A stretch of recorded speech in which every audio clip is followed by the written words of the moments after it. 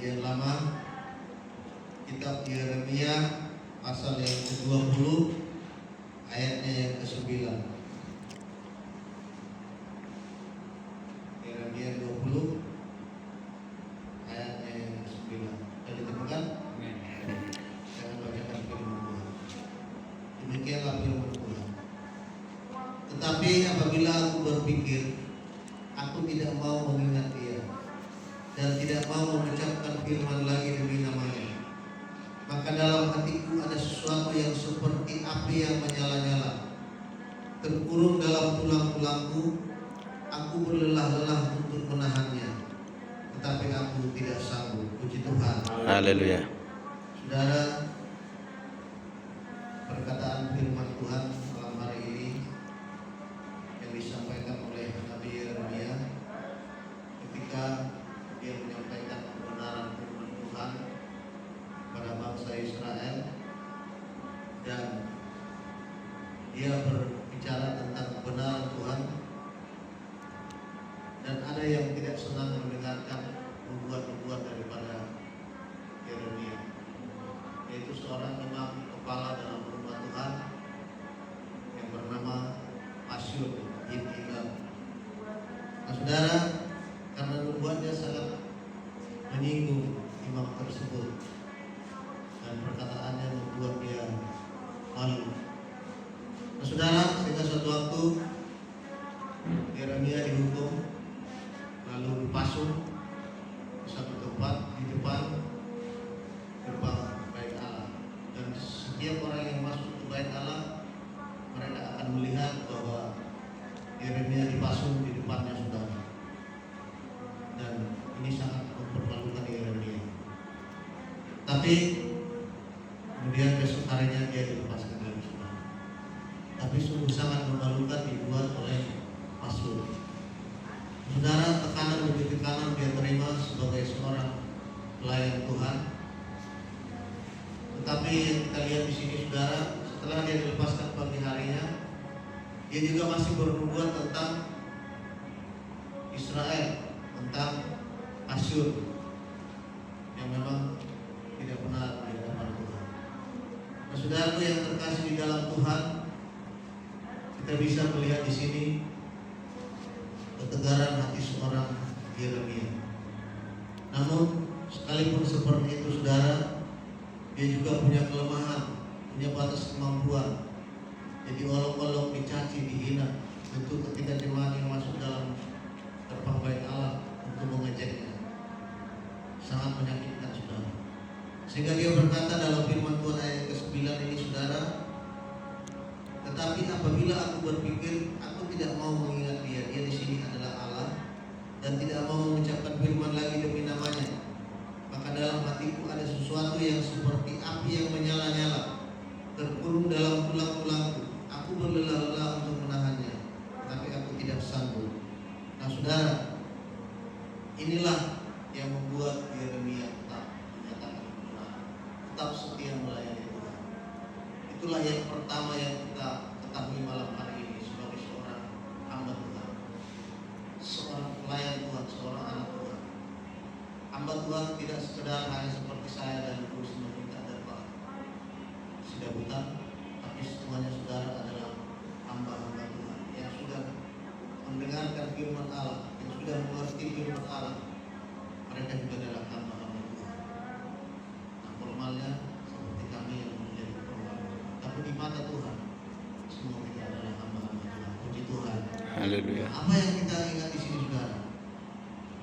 Kenapa ketika Yeremia seolah mau meninggalkan Tuhan, tidak mau lagi berpikir tentang Tuhan, tidak mau lagi bernubuat, karena nubuat itu saudara datang dari Tuhan, tidak dari pikirannya sendiri.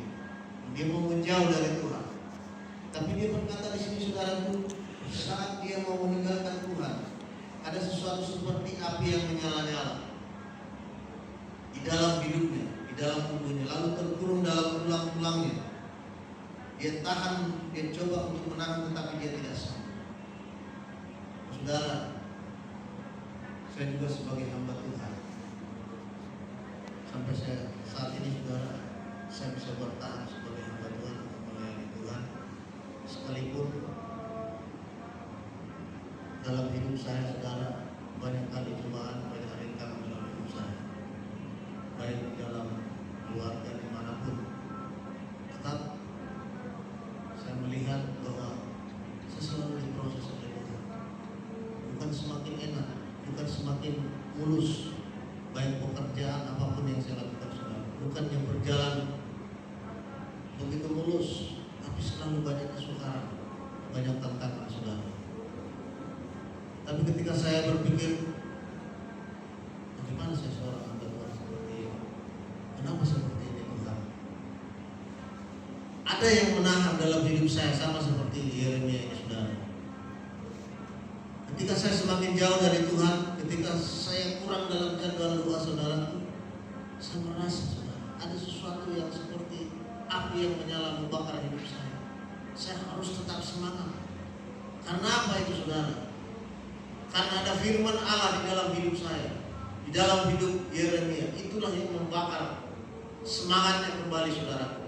Sehingga dikatakan, saudara, bahwa terkurung dalam tulang-tulangnya, seolah tulangnya pun menjadi panas. Karena apa? Karena pengaruh dari firman Tuhan yang ada di dalam hatinya. Puji Tuhan. Firman Tuhan yang tinggal di hati menjadi api yang tidak bisa dipadamkan. Itu yang kita ingat pertama hari ini, saudara. Firman Tuhan yang saudara ketahui, itu yang saudara dengar, itu menjadi api yang tidak bisa dipadamkan. Saat saudara mungkin sudah bosan, kalau nomor minggu, kalau nak gereja, kalau nak bekerja, jangan benar. Kadang-kadang iblis berbisik dalam hati kita, saudara. Soal-soal nomor mundur, selalu gitu-gitu aja. Bagaimana mengikut Tuhan? Bagaimana gereja? Ya ada kurang.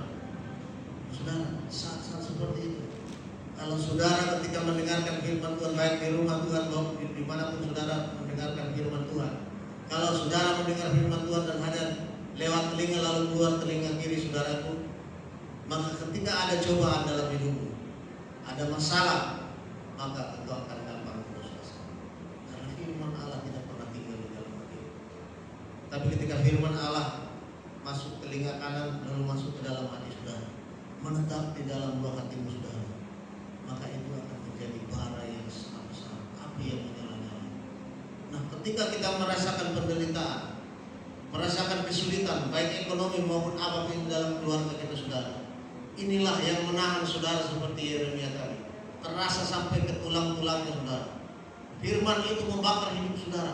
Bertahan terus, apapun yang terjadi, sakit penyakit datang, kita tetap bertahan karena firman Allah itu yang membuatnya. Puji Tuhan. Haleluya. Ordo membayar kita bertahan. Sama-sama kita mudah berkata Rasul, mulai secara logika, memuji dalam sih. Menempatkan Tuhan. Itu hal Tuhan. Iblis selalu berbisik. Tapi karena firman Allah itu selalu di dalam hati kita masing-masing, saudara yang datang hari ini, mungkin yang lain mungkin ada kelas mereka yang lain. Dia sebagai api yang tidak bisa dipadamkan, membara terus, membakar semangat kita, membuat semangat kita berapi-api kembali. Lama di minggu mau, lama di gereja mau. Kalau dulu isi doa tadi Tuhan, ibarat Tuhan ini, partamiaku, malas banget.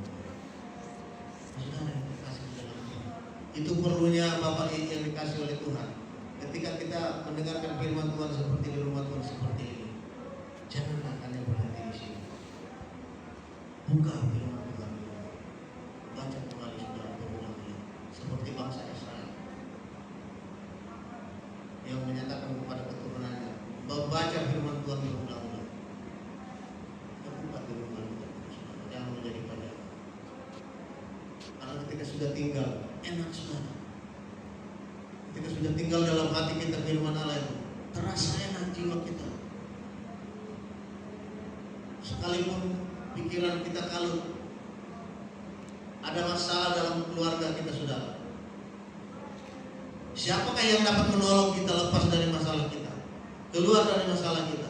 Firman itulah yang sudah kita kecap, sudah kita terima, kita imani, kita renungkan, saudara.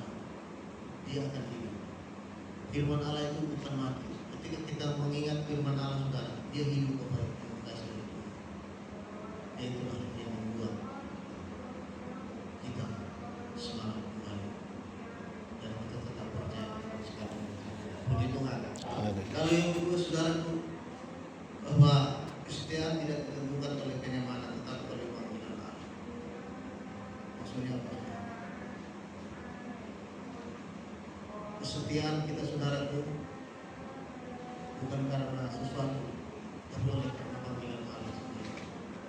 Kita dipanggil oleh Tuhan menjadi anak yang memiliki kemuliaan-Nya, dan ketika diberikan amanat agung untuk memberitakan kebenaran Allah, kita boleh menjadi saksi. Kita dipanggil oleh Tuhan. Saudara dan saya mulai bertobat mengenal Tuhan Yesus dan Juru Selamat. Kita sudah diubahkan oleh kuasa firman Allah. Sifat-sifat kita yang lama sudah mulai diubahkan oleh Tuhan. Kita sudah mulai memakai juga kebenaran. Perilaku kita perlahan-lahan akan diubah oleh Roh Kudus. Saudara, ketika saudara rajin ke rumah Tuhan, ketika saudara datang ke rumah Tuhan seperti ini, saudara, ukuran kesetiaan bukan di situ, saudara. Kesetiaan ukurannya adalah bahwa saudara ada yang mengabdi saudara. Ada undangan jauh kita, kalau Tuhan, kita Tuhan Yesus. Panggilan inilah yang membuat kita tetap setia. Mengapa lagi mempercayai mana kita? Dia sudah mempercayakan saudara dan saya. Dia memanggil saudara, memilih dari antara dunia ini, bahwa saudara dipilih, bukan saudara yang memilih Tuhan. Sudah ditebus oleh darah Yesus, sudah dipanggil oleh Tuhan bahwa engkau akan dimerdekakan dari dosa. Kita sudah dipercaya oleh Tuhan, dipilih dari antara orang-orang berdosa. Untuk kita diberi kesempatan saudara. Jangan kita tidak setia. Ukurannya di situ saudara. Kalau saudara ingat, saudara dipanggil oleh Tuhan. Apapun masalah saudara akan tetap setia. Puji Tuhan. Haleluya. Saudara pasti akan tetap setia. Sebenarnya saya bisa mungkin perlahan-lahan menjadi setia saudara.